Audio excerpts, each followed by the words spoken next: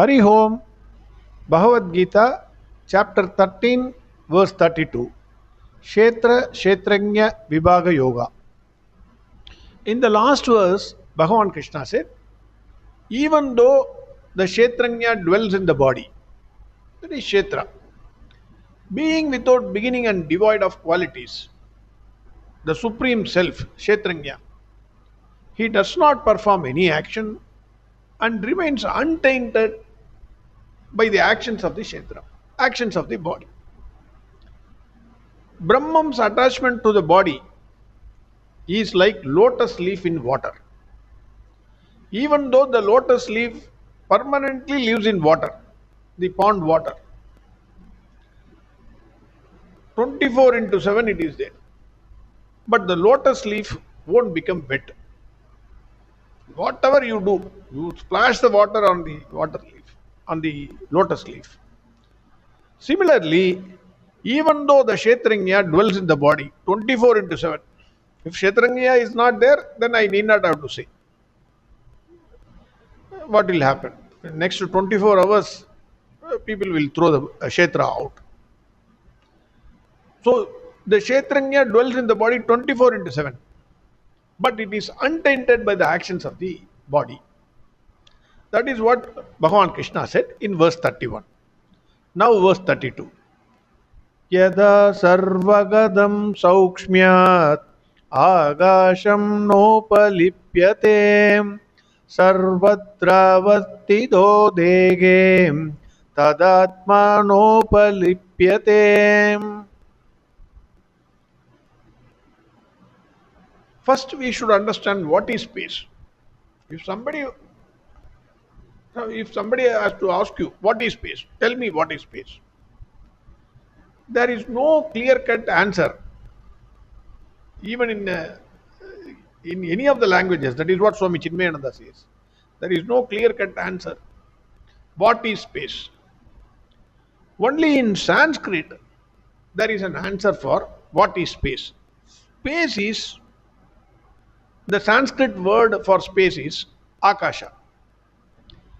The Akasha springs from the word, the root word is Avakasha, which means accommodation. Swami Chinmayananda says this.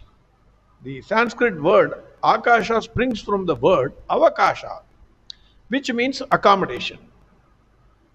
Space is the one which accommodates everything.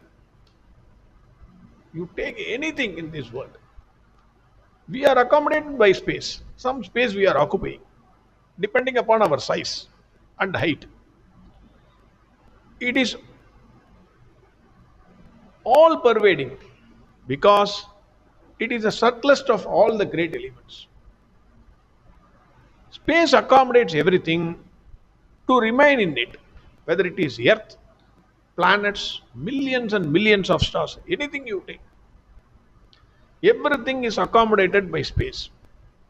The entire universe remains in space. But the beauty of space is it is unaffected by the actions, whatever is happening in this universe. Whether you perform a puja or whether you murder somebody. Nothing. The space never gets tainted by the actions that is happening in the universe. Then the question is, why the space is not affected? How can you say space is unaffected by the actions? Bhagavan says, Sukshmatvat, that is, space is subtle.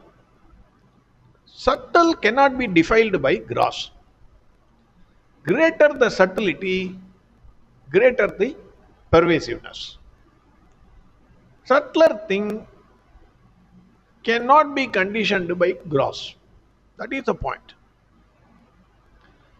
Example, a man can be put behind bars, but not his thoughts. Suppose if he has a son in America, you can put the man physically inside the prison, but his thoughts will naturally reach his son in America. Man is gross, he can be restrained by another gross, but his thoughts are subtle. That is what the example given. Space remains in pure consciousness. This is very, very important. If you remember, in the Vishwarupa Darshan Yoga, Bhagavan said, the entire space is nothing but a speck of my body. It is only a speck. Bhagavan Krishna said, space remains in pure consciousness. So, pure consciousness is subtle than the subtlest. That is the point. That is what Bhagavan said there. We must remember it here. Pure consciousness is pervades even space. That is the point. Pure consciousness is subtle than the subtlest. The same pure consciousness pervades this body also.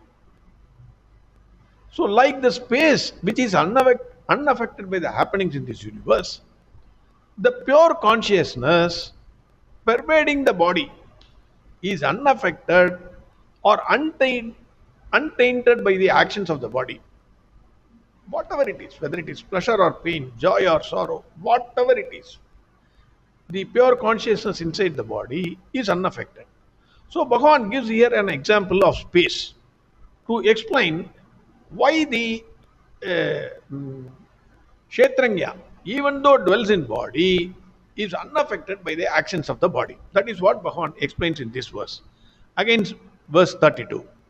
Yada sarvagadam saukshmyat agasham nopalipyate sarvatra vastido dege tadatma nopalipyate. First sentence, Bhagavan says, why Akasha, space, is not affected by anything happening in this world or in this universe. So even though Sarvagadam, space is everywhere, it is pervading, it is unaffected. In the second sentence, Bhagavan says, Sarvatra vastido dekhe. Like that, the pure consciousness is there in the entire body. But tadatma nopalipyade. Similarly, it is not getting affected by the actions of the body. That is what Bhagavan says in this verse. Next verse, tomorrow, Arihom, Sarvam Krishnarpanamastu.